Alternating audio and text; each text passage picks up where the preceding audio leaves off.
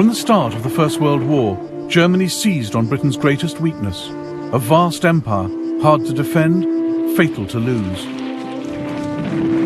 The gamble was that Britain might risk everything to protect it, even victory on the Western Front.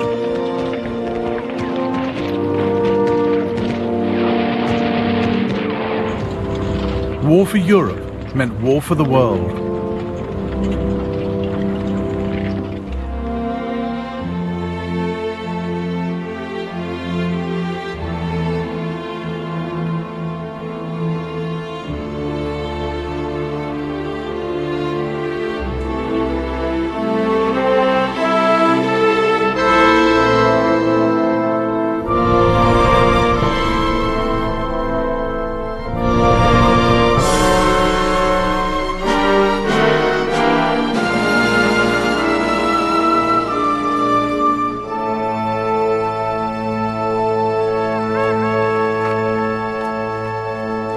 It was Germany's idea to take the war beyond Europe, but it wasn't a bid for expansion, let alone world domination. The aim was to take the pressure off her armies in Europe by attacking the British Empire, hoping to divert Britain's troops, ships and resources to defend distant colonies. Britain also had no thought of a bigger empire. She just didn't want to lose the one she had. So while Germany wanted to open the war up around the globe, Britain was desperate to close it down.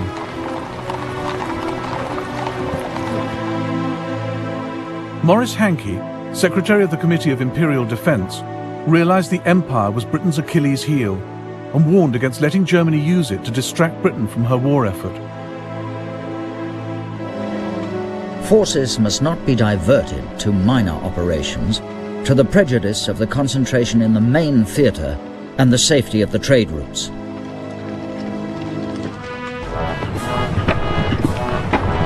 "15 years before, Germany had proclaimed herself an empire builder. The Kaiser had taken his country into the 20th century as a German admiral, creating a global German navy.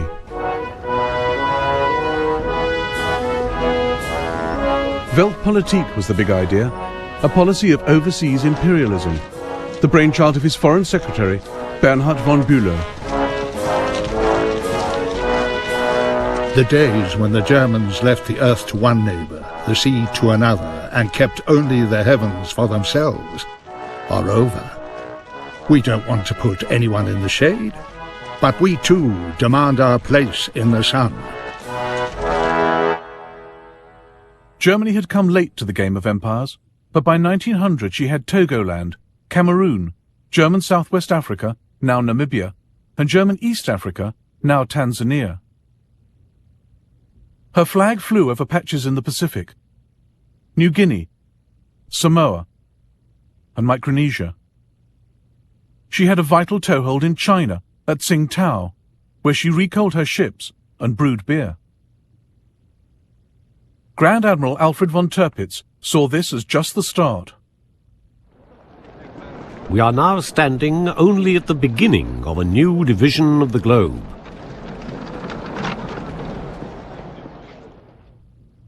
Germany alarmed the world with her imperial tub-thumping. She eyed up Puerto Rico and considered pouncing on the Panama Canal the minute it was completed.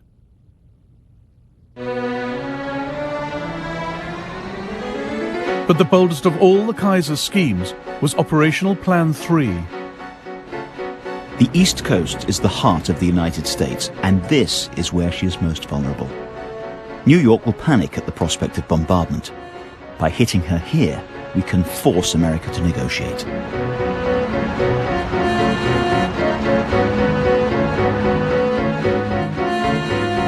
Germany's secret plans from 1903 to attack the eastern seaboard with 60 ships and 100,000 men, to shell Manhattan and capture Boston.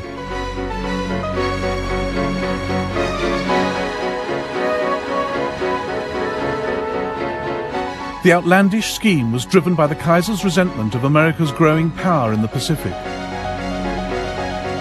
He believed in a militarist state and increasingly hated what the West stood for. Service to mammon, greed, self-indulgence, land-grabbing, lying, treachery, and not least murder. The Kaiser thought capitalism was vulnerable, that a strong enough attack on its international systems of trade, credit and insurance could bring the edifice tumbling down. Operational Plan 3 was dropped, but not the hostility towards capitalist empires.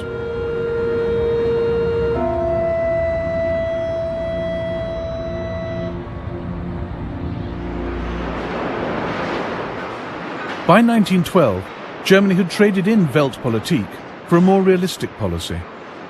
Now, her military machine prepared for a European, not a global war, and the army got the budget increase, not the navy. The first day of war found Germany's high seas fleet trapped by the mighty British Navy in the North Sea. And all the German Navy had to threaten the entire British Empire was a scattered force of 17 cruisers linked by a wireless network to Berlin.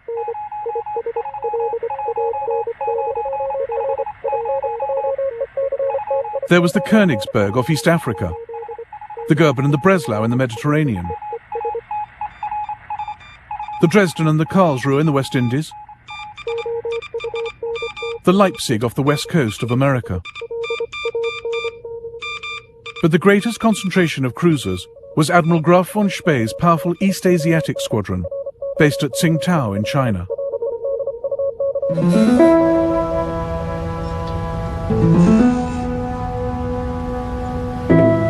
Tsingtao gave Germany a huge area of operations, across the South China Sea and into the Pacific. Seizing it would cut the squadron's lifeline. Britain saw the urgency, but lacked the resources. So, 2 days into the war, she turned to her ally Japan.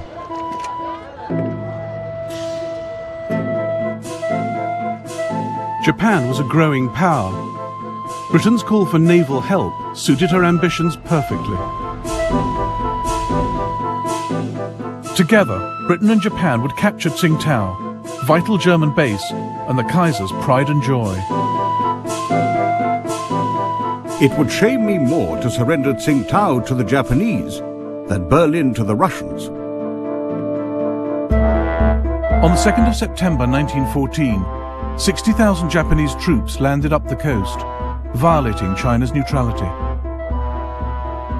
They met up with 2,000 British and closed in on the German garrison of 4,500. It's unbearable. All we can do is sit and wait for this bunch of monkeys to arrive. Every day they get a bit closer. No one expects to get home in one piece. No hope of reinforcements. The noose around our necks is getting tighter and tighter.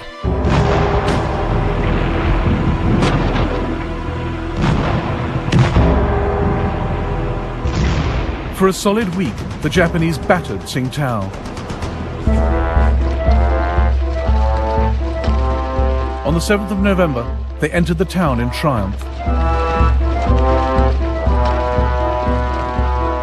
Some Germans sneered at the token British force for getting the Japanese to do their dirty work. The brave British. They played no part in the capture of Tsingtao, but they joined in the victory parade. As they went by, we Germans were ordered to turn our backs on them. The English complained to the Japanese commander, but he simply said, "Well, we can't repeat the whole procession just because of that."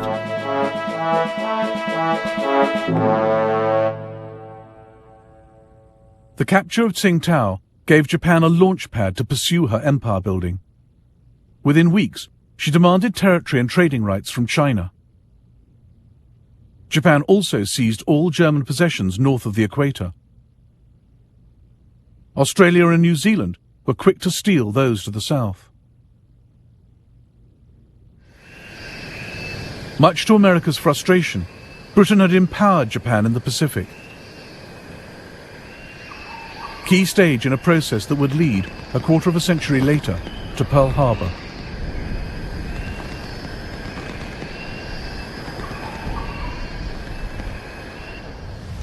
Germany's loss of Tsingtao, far from neutralizing Spee's squadron, ensured its destructive power would be felt around the globe. The best German cruiser commanders, like Spee, were fearless mavericks whom the war turned into heroes. Superb sailors with the instincts of pirates. The Kaiser had given them full authority to make their own decisions in wartime. The heavy responsibility of the officer in command will be increased by the isolated position of his ship. But he must never show one moment of weakness. Above all, the officer must bear in mind that his chief duty is to damage the enemy as severely as possible. Spee now split his squadron. The light cruiser Emden, under Captain Karl von Müller, made for the Bay of Bengal. Spee in the Scharnhorst led his other ships across the Pacific.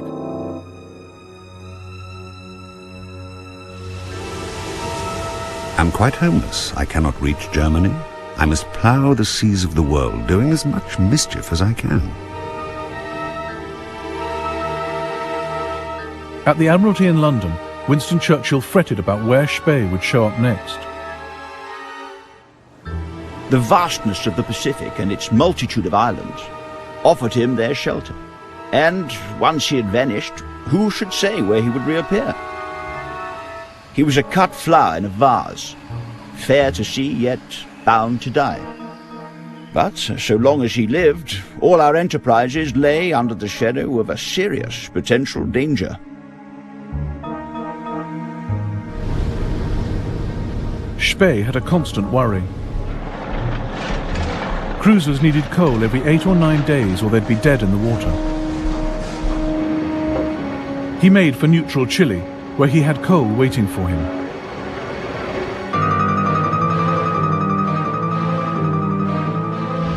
On the 1st of November 1914, he ran into a British fleet off Coronel.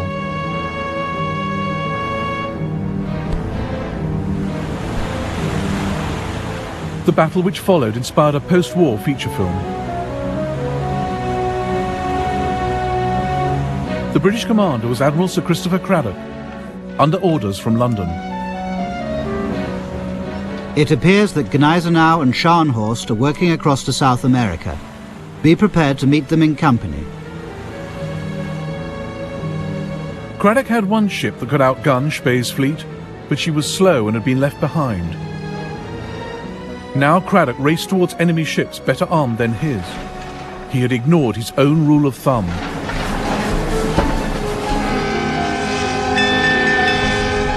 A naval officer should never let his boat go faster than his brain. I immediately ordered Scharnhorst and Gneisenau to go full steam ahead, and within 15 minutes I was racing against heavy seas at 20 knots and came to lie parallel with him.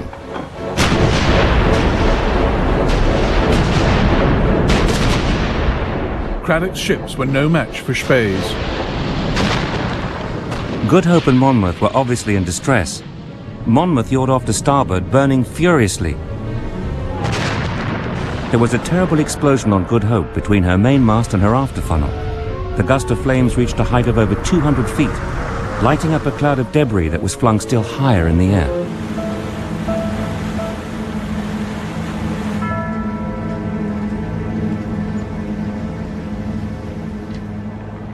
"1,600 British sailors were lost.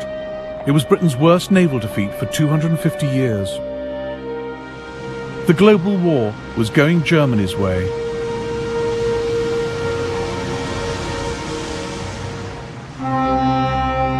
It is only when you get to see and realize what India is, that she is the strength and the greatness of England. It is only then that you feel that every nerve a man may strain, every energy he may put forward, cannot be devoted to a nobler purpose than keeping tight the cords that hold India to ourselves.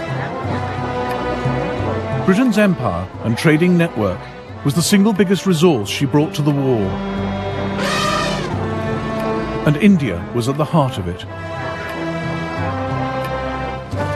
The cords were never tighter. All the more reason for Germany to want them cut.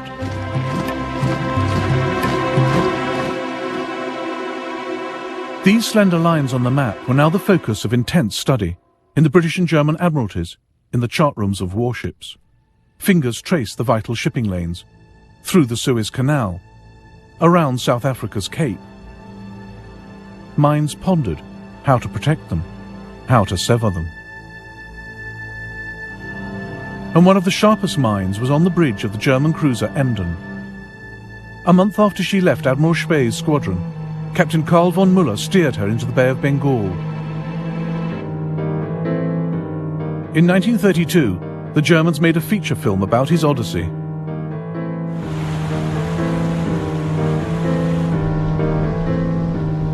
He had an indescribable power over the entire crew. He never gave orders, he just expressed a wish. From the moment he took command of the ship, he never left the bridge again. This is where he stood, slept, sat, studied the maps. This is where he wanted to be, stand or fall.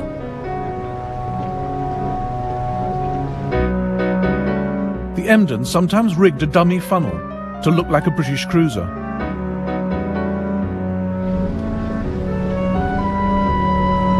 A large steamer appeared dead ahead, and thinking we were an English man of war, was so overjoyed at our presence that she hoisted a huge British flag.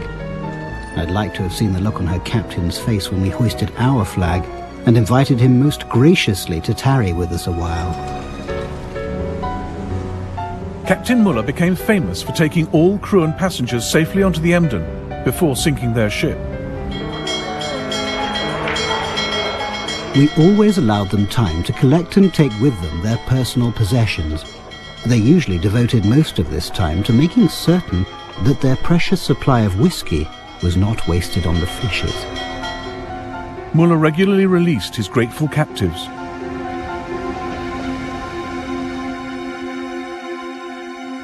Such was the Emden's impact that the British Admiralty later drew up this chart to track her movements. Müller even had the audacity to steam into the Indian port of Madras, as a crew member recorded in his diary. 22nd of September 1914, 9:30 p.m. The Emden sneaks closer and fires 125 shots. Some hit boats in the harbour. Huge columns of fire rise above the oil tanks. The coastal defences open fire, but they all fall short. 23rd of September. We are now 100 miles away. We can still see the fires at Madras.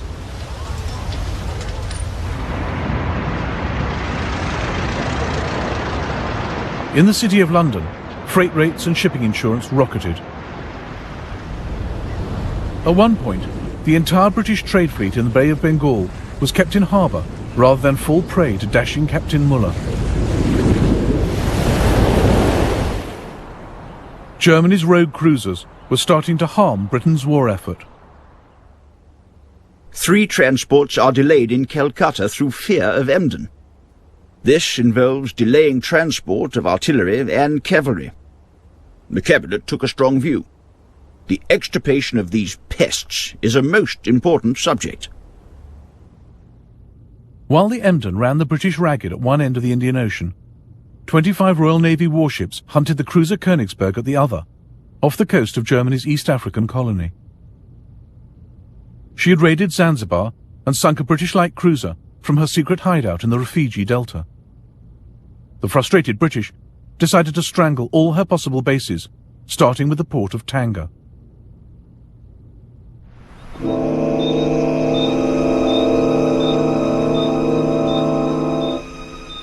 On the 2nd of November 1914, the British steamed into this bay. In the global war, imperial powers got others to do their fighting. Most of the British troops were Indian.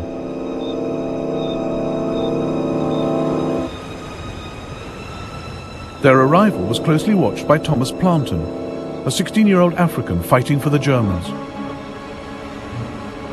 The approaching British ships had all their lights blazing and seemed to be making no attempt to conceal their presence. We were in position with machine guns, waiting in ambush for them, and many of them were killed when they started to come ashore. A lot of them were killed before they even got out of the water.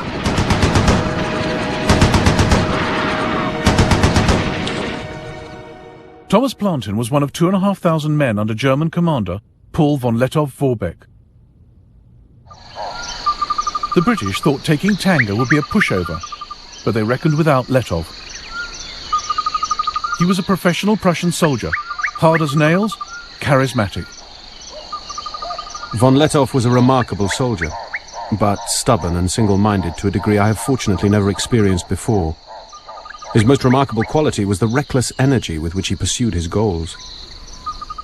This was often covered up by his persuasive charm, which he could switch on if he wanted to. On the ship to Africa, von Lettow had met Karen Blixen, who would later write Out of Africa. He clearly turned on the charm for her. A German officer, von Lettow, who belongs to a very old Mecklenburger family, has been such a friend to me. You should hear how they talk about him out here, as the greatest genius of the age. Despite losing men during the landing, the British now threatened Tanga. Governor Schnee ordered Lettow to evacuate the town, rather than see it destroyed. But Lettow had come to Africa to fight. It was crucial to prevent the enemy from gaining a foothold in Tanga, thus giving him a base from which to advance north. I couldn't let the governor's order to spare Tanga take precedence over this priority.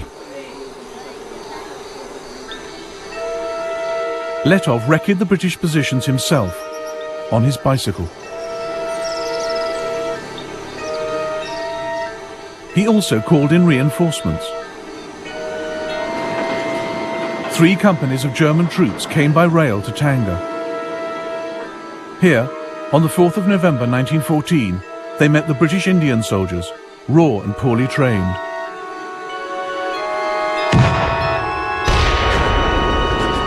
British intelligence officer Richard Meinertzhagen watched the ensuing rout.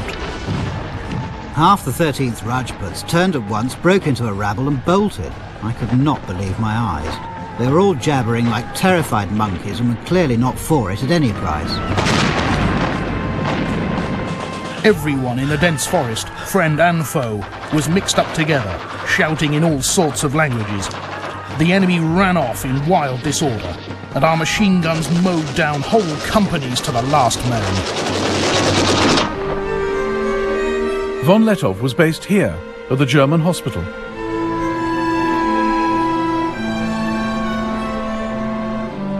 After 2 days of heavy fighting, the British sent Richard Meinertzhagen to negotiate a surrender. The Germans were kindness itself and gave me a most excellent breakfast which I sorely needed. We discussed the fight freely as though it had been a football match. It seemed so odd that I should be having a meal today with people whom I was trying to kill yesterday. It seemed so wrong, and made me wonder whether this really was war, or whether we'd all made a ghastly mistake. The German officers were all hard-looking, keen and fit. They treated this war as some new form of sport.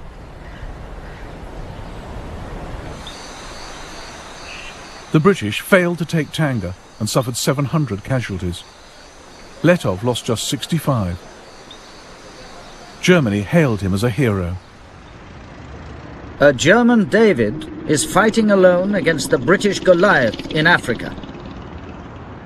If we cannot fight by his side, at least we must make sure that he is well supplied with shot for his sling. But the British blockade of Germany prevented reinforcements reaching Lettow. Further east, across the Indian Ocean, Muller was still causing havoc. He'd sunk 2 warships and captured 23 merchant ships. On the 9th of November 1914, the Emden anchored at the Cocos Islands to destroy the British wireless station. But the radio operator spotted the Emden's bogus 4th funnel and put out a call for help.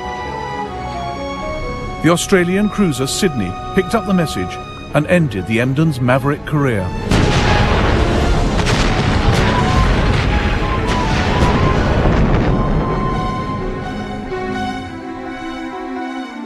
Captain Muller was taken prisoner, He and the other survivors were well looked after. Dear loved ones, I'm well and healthy. The British were very friendly. They took loads of photos of us and asked for our addresses to send us the snaps. Yours, Walter.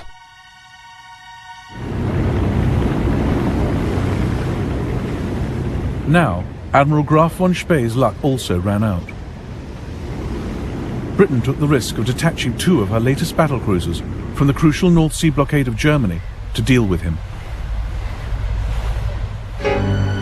On the 8th of December 1914, German commander Hans Pochhammer sighted their huge masts as they recoaled in Port Stanley on the Falkland Islands. He realized the Germans were outgunned and outpaced. We choked a little at the neck. Our throats contracted and stiffened. For that meant a life and death grapple, or rather a fight ending in honorable death. The German fleet tried to get away, but the British battlecruisers were too fast. At 1:25 p.m, Spee turned to face them. But the British were careful to stay out of range of his guns, firing their own from 16,000 yards.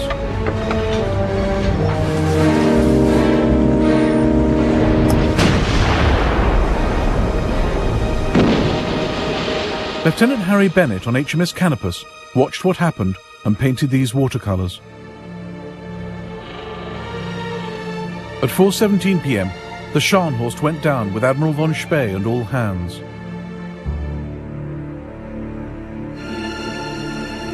At 6:02 p.m, the Gneisenau sank with most of its crew, including Spee's younger son Heinrich. His other son Otto was on the doomed Nuremberg. The sight was one of fearful awe. She turned over and sank with a graceful gliding motion, as would a tumbler pressed over in a bowl of water. Those who went down in her were game to the end, for we saw a party of her men standing on the quarterdeck, waving the German ensign as she sank, and so they went down into their watery grave. The Battle of the Falklands heralded the end of Germany's cruiser campaign. Her global war would increasingly have to be fought on land. Again, her commanders would stretch slim resources to lead the British Empire a dance.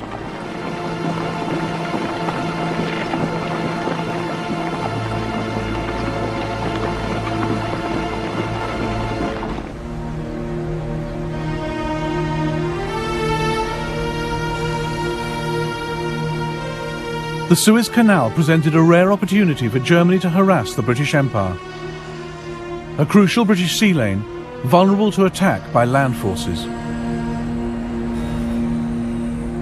But Germany couldn't spare any men from the Western Front, so Berlin turned to Ottoman Turkey, her ally since November 1914.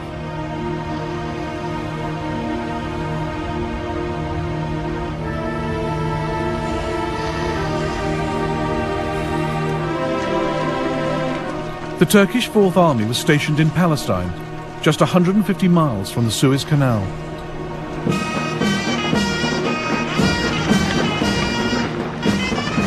The Turks agreed to help capture Suez, assigning these 19,000 troops. They saw it as the first stage in their own reconquest of Egypt and Libya.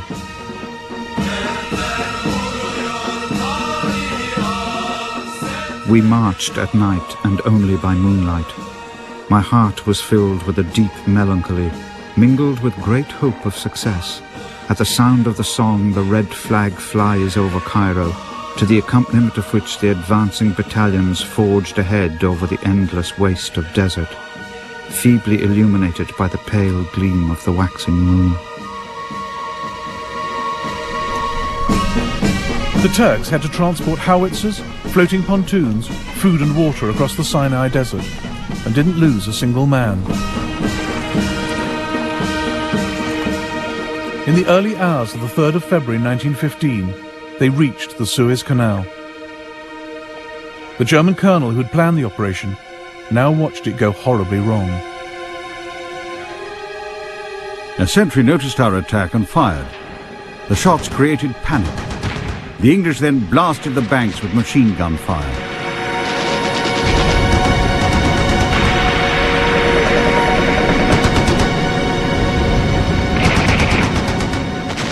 The Turks found the canal defended by 9 British warships and 30,000 Indian troops dug into defensive positions. The Ottoman troops suffered 1,200 casualties. The survivors retreated across the desert.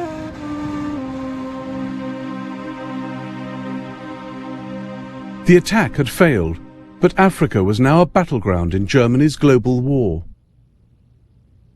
She had 3 bases of operations: the Cameroons, Germany East Africa, where Letov was still at large, and German Southwest Africa with its ports and wireless stations. Luckily for Britain, she had a colony right next door. Unluckily, it was the one whose loyalty she could least rely on.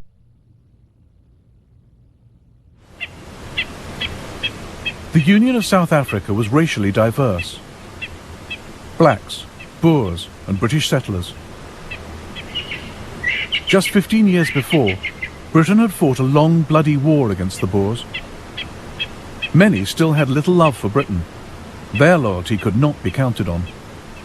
As one commander told South Africa's Prime Minister, Louis Botha, "My men are ready. Whom do we fight? The English or the Germans?" But South Africa was ideally situated to launch an attack on German Southwest Africa. British Colonial Secretary Lewis Harcourt took the gamble. If your ministers desire and feel themselves able to seize such part of German Southwest Africa as will give them the command of the wireless stations there, we should feel this was a great and urgent imperial service. South Africa's government readily agreed because it had mini imperial ambitions of its own. It wanted to seize German Southwest for itself.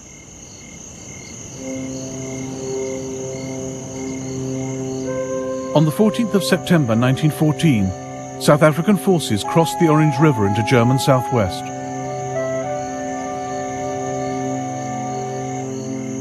But the Germans were one jump ahead, as the South Africans found out when they paused at the watering hole of Sandfontein.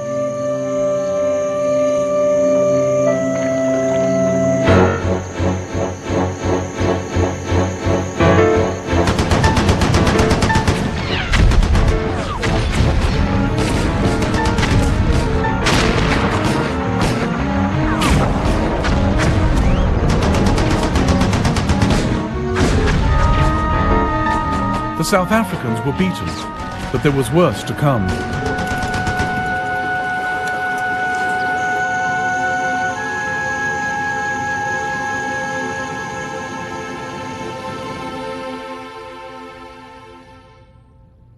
Part of South Africa now rose up in armed rebellion. Commanding the forces in the Northern Cape was Manie Maritz. Fearless and uncompromising, Maritz had fought a vicious guerrilla campaign against Britain in the Boer War. His sympathies lay entirely with Germany. I received a telegram ordering me to take a large commando into German Southwest Africa. I was determined not to fight on behalf of the British Empire, and my officers and troops were in full accord with me. In October 1914, Manie Maritz crossed the Orange River into German territory at Squeet Drift to enlist German support.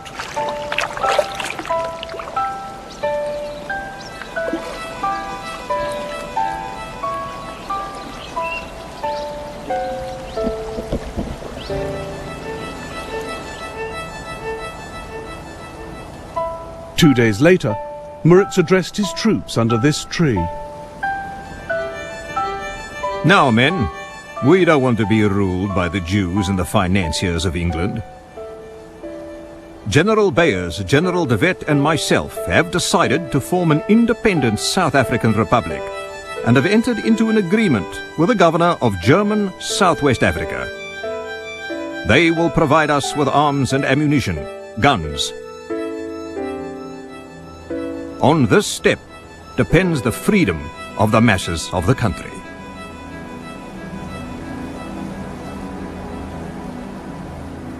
Britain's request for help had brought her dominion to the brink of civil war. In London, the Colonial Secretary Lewis Harcourt feared the breakup of the Union of South Africa. He secretly ordered 30,000 Australian soldiers diverted to the Cape to smother the rebellion. Safety of the Union is first and paramount consideration. We attach no importance to German Southwest Africa in comparison. The Australians weren't needed. In the winter of 1914, the loyal South Africans defeated the Boer rebels. This is rare film of 50 of them being led to trial in Cape Town. But they never caught Manie Maritz. By July 1915, South Africa cornered the Germans, forced their surrender, and annexed their colony.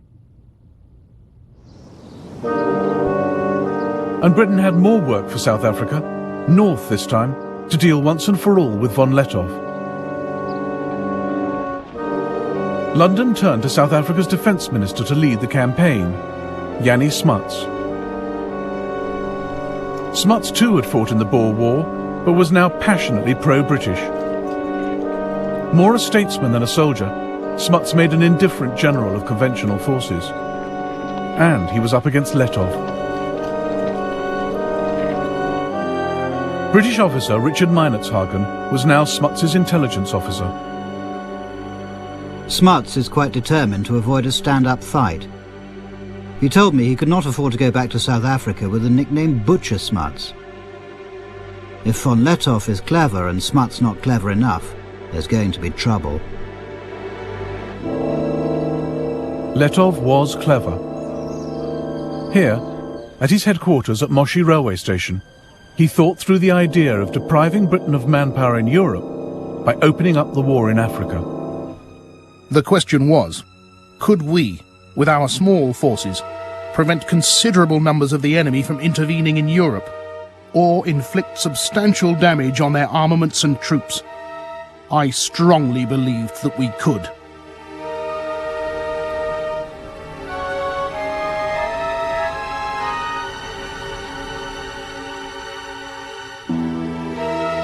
By August 1916, Lettow had become expert at his cat-and-mouse game.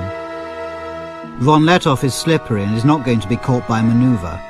He knows the country better than we do. I think we're in for an expensive hide-and-seek, and von Lettow will still be cuckooing somewhere in tropical Africa when the ceasefire goes. Smuts has cost Britain many hundreds of lives and many millions of pounds.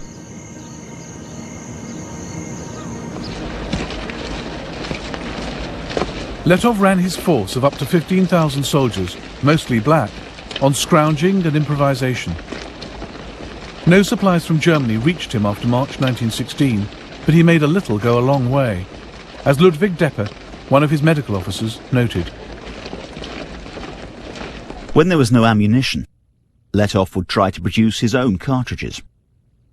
If the men asked the commander for weapons or clothes, they were told, "Take it from the enemy." Lettow made war at cost price. You'd have been justified in displaying this war at a country fair with a for sale sign. Cheapest war in the world.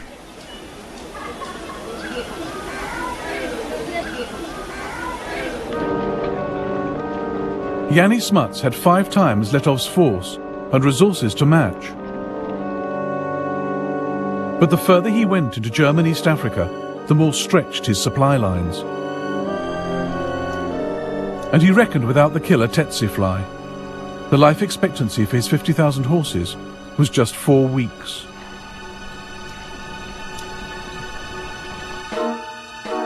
Torrential rain, mud, dust and boiling heat further slowed his progress. Intelligence was sketchy, maps inadequate. Telephone cable often had to be raised to 8 meters to avoid damage by giraffes. Thus is like warfare of bygone days. We come along where no road had ever been, where probably white man had never trod before. The river is in flood and we can't get across. On the other side, the German patrols are watching us, but the crocodile hold the peace between us very successfully.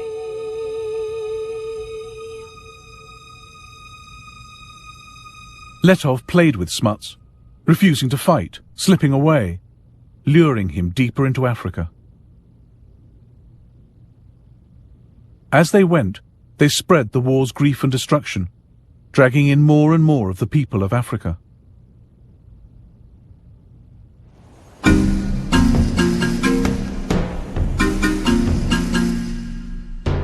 This war was being carried on the backs of black Africans.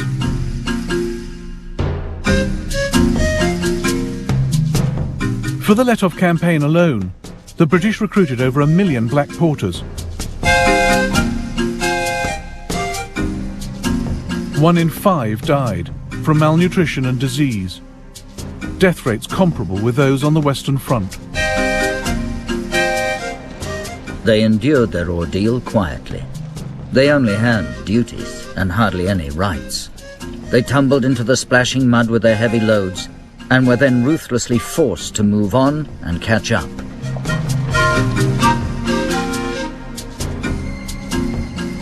Oh, the Lindy Road was dusty, and the Lindy Road was long.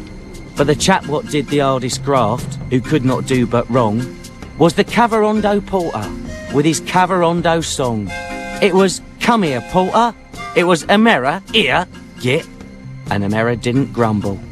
He simply did his bit.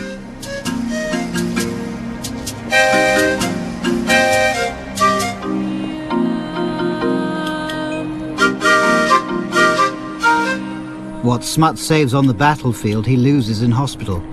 For it is Africa and the climate we're really fighting, not the Germans.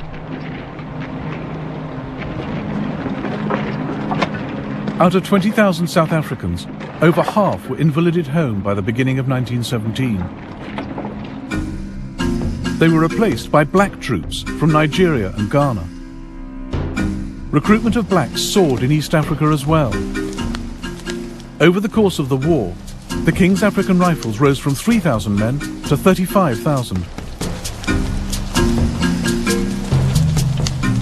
Fuloliani Longwe spoke for many black soldiers. Think of yourself buried in a hole with only your head and hands outside, holding a gun, death smelling all over the place. Listen to the sound of exploding bombs and machine guns, smoke all over, and the vegetation burnt, and of course deforested. Watch your relatives getting killed, crying, finally dead. These things we did, experienced, and saw. Letov survived undefeated to the very end, marching triumphantly through Berlin in 1919.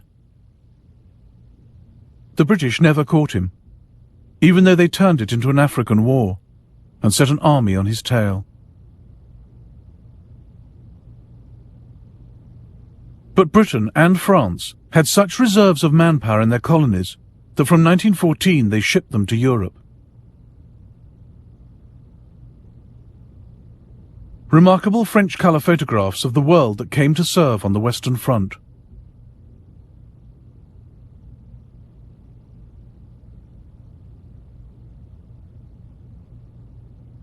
French General Charles Mangin had calculated that France could raise up to 300,000 from her empire for Europe. No one believed him. But in fact, they mobilized double that number.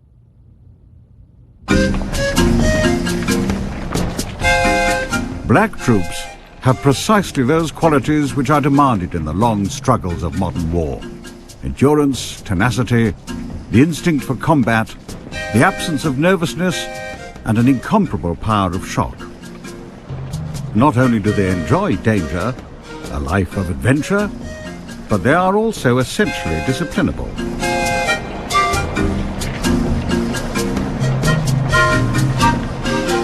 People started hiding and running away from the camp.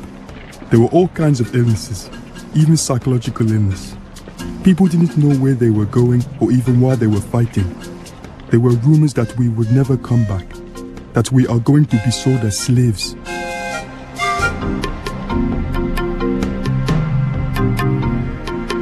India provided Britain with 1.75 million men in the war. They'd been thrown into some of the toughest fighting from the start.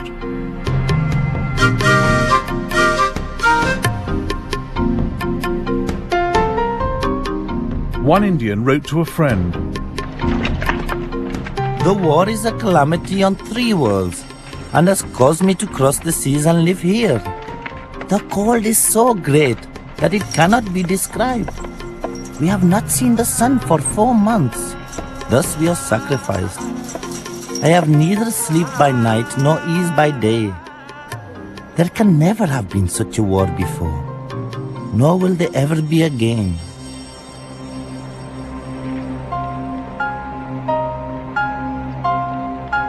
Some men, like Jason Jingo, used to the habitual racism of colonial rule, returned home with greater self-esteem.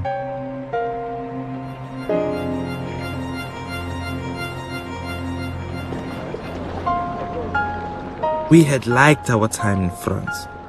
It was our first experience of living in a society without a color bar. We were different from the other people at home. Our behavior, as we showed the South Africans, was something more than they expected from a native. We had copied the manners and customs of the Europeans, and not only copied, we lived them.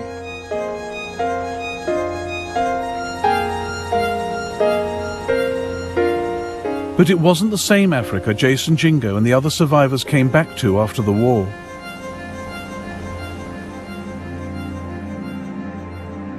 The empires which once carved it up had now turned parts of it into a wasteland, as German medic Ludwig Deppe realized. Behind us we leave destroyed fields and, for the immediate future, starvation. We are no longer the agents of civilization. Our path is marked by death, plundering, and deserted villages.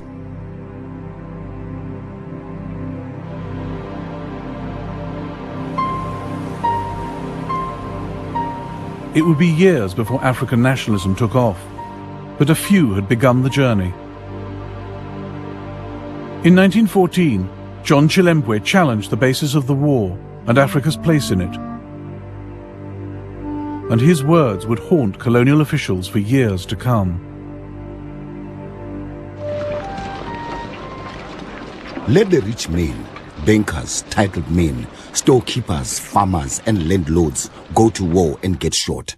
Instead, the poor Africans who have nothing to own in this present world, who in death leave only a long line of widows and orphans in utter want and dire distress, are invited to die for a cause which is not theirs.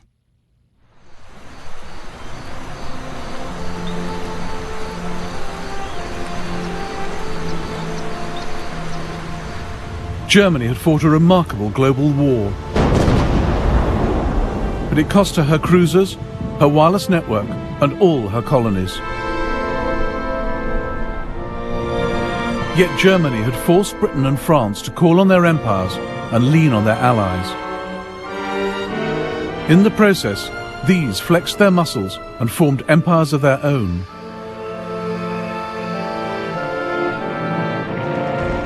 The First World War saw the last scramble for Africa.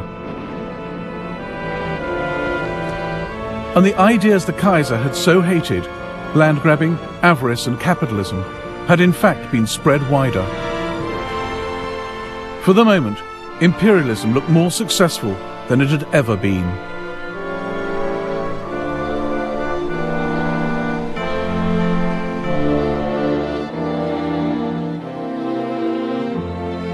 In the next episode of the First World War, the call goes out for jihad, holy war in the Middle East, the nightmare of Gallipoli, and the agony of the Armenian people.